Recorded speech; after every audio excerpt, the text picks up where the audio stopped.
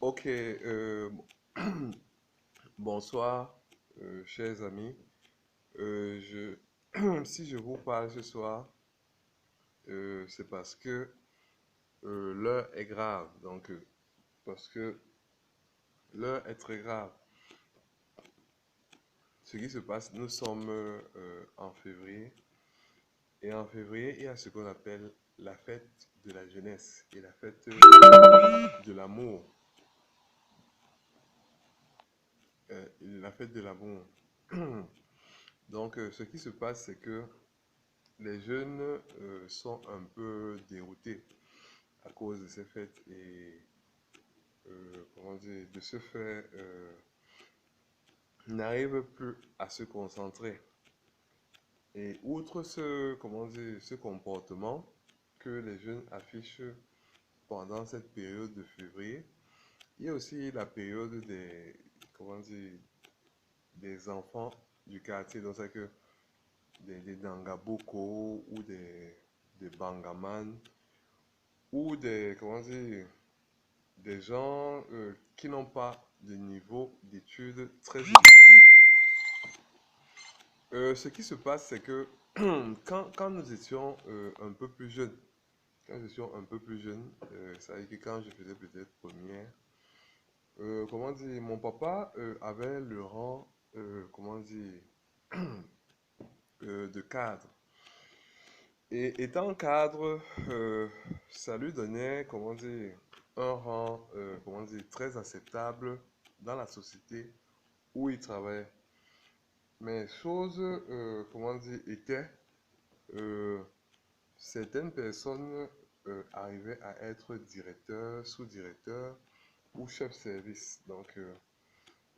Et mon papa restait simple cadre ou fonctionnaire parce que c'est l'État qui l'avait affecté à la SONEL. C'est que les gens ne comprenaient pas trop bien sa fonction à la SONEL et bon, il était simple cadre. Parce que du fait qu'il travaillait à la SONEL, il avait le rang d'auditeur. Et l'auditeur, oui, c'est vraiment un simple cadre.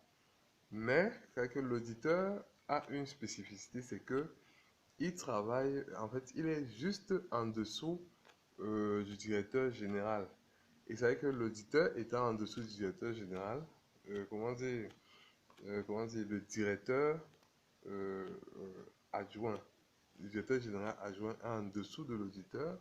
Le directeur général, c'est vrai que c'est vrai que le directeur de l'approvisionnement, le directeur technique sont tous en dessous du directeur général adjoint, du directeur général adjoint qui est en dessous de l'auditeur.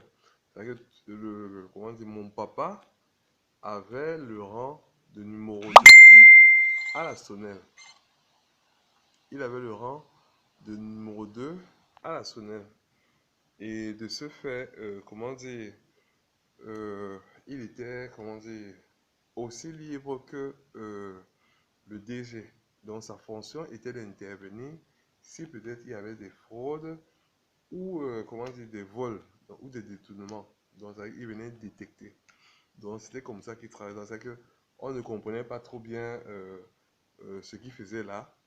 Pourtant, son travail était de détecter. Donc c'est que dans les bureaux, on se demandait que mais aucune signature de monsieur Ebanguet et tout. Bon, et comment dire, on savait que on ne savait pas, donc sa côte montait, ça descendait, mais on ne savait pas très bien ce qu'il faisait là.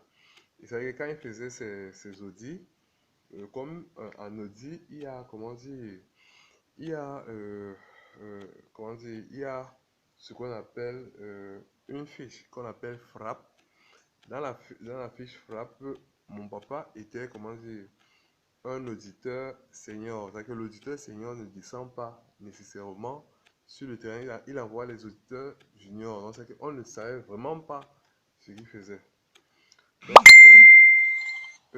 quand, comment dire, quand peut-être un employé dans la société passait peut-être de simple cadre à sous-directeur ou à directeur, c'était la fête dans sa famille.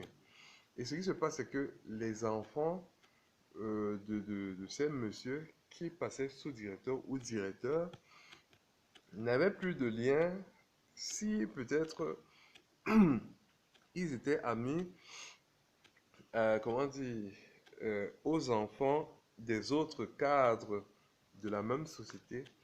Vraiment, il n'y avait plus de lien avec les autres enfants des cadres. Donc, c'est vrai que si peut-être un employé montait sous-directeur, ses enfants n'avaient plus de lien avec son niveau hiérarchique antécédent. Précédent, pardon, précédent. Donc, en fait, c'était comme ça. Et ce que j'observe, c'est que ici, à la cité Bonamoussadi, les enfants aiment trop le jeu. C'est-à-dire que tu vois un enfant, peut-être il fait troisième, il s'acoquine avec des enfants de quatrième, cinquième et tout ça. Donc, c'est vraiment très bizarre. C'est vrai que il y a tellement de jeux que personne ne sait plus qui il est. Donc, c'est un peu ça. Donc, c'est vrai que un papa est peut-être directeur quelque part. Tu retrouves peut-être son enfant, son garçon ou sa fille en train de peut-être s'amouracher ou de, comment dire, de parler avec peut-être l'enfant du boy ou l'enfant de, comment dire, je sais pas, l'enfant en fait, l'enfant peut-être du motoman ou du pousseur, parce que peut-être ils sont dans la même classe ou comment, dans la même école. Et vraiment, ce que je vous dis là, c'est vraiment blessant. Mais il faut aussi montrer souvent à l'enfant du pousseur qu'il doit faire beaucoup d'efforts pour arriver au sommet. Donc, c'est pas méchant.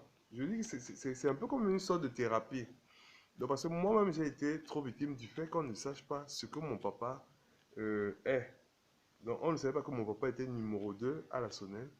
Et comment dire, j'ai été victime de beaucoup de discrimination. Donc, ce qui se passe, c'est que beaucoup d'enfants négligent le rang de leurs parents. Peut-être leurs parents ne leur ont jamais dit qui ils sont, ou peut-être parce que ils sont dans... En fait, je ne sais pas ce qui se passe. Parce que regardez un peu ce qui se passe. Quand un enfant est peut-être en troisième, c'est vrai que il a laissé la quatrième, la cinquième. Quand il entre en classe de troisième, il ne peut pas avoir un rapport avec quelqu'un de quatrième. Ça, c'est impossible.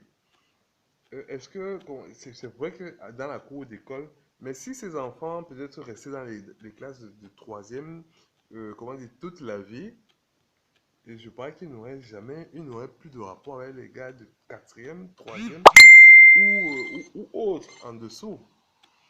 Euh, En fait, ce qui se passe, c'est que je ne sais pas si c'est un fait de sorcellerie ou c'est un fait de négligence des parents ou un fait comment dire, de jeu ou un fait comment dire, de puberté, je ne sais vraiment pas.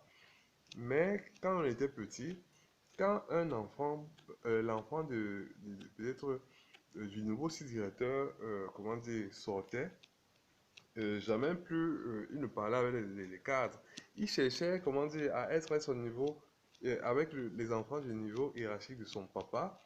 euh, euh, et comment dire, je ne sais pas.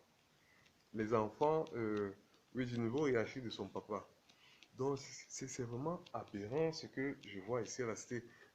Chose terrible, c'est que souvent je sors, c'est qu'une fille peut-être de licence ou de bac arrive dans un magasin ou bien dans une boutique. Parce qu'il y a des.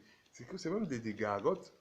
Je ne sais pas. Donc, les gargotes, c'est quand même pour des produits de consommation directe. Peut-être des boutiques parce que, ou des brocantes. Donc, elle arrive là. Comment dire? Quelque chose l'intéresse. Elle veut essayer.